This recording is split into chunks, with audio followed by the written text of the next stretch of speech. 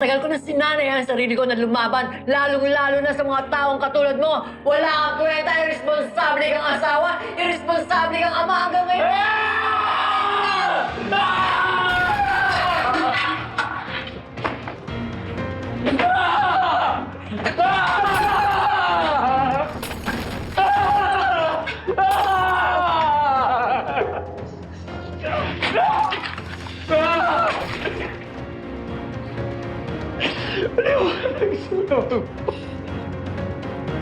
Wag!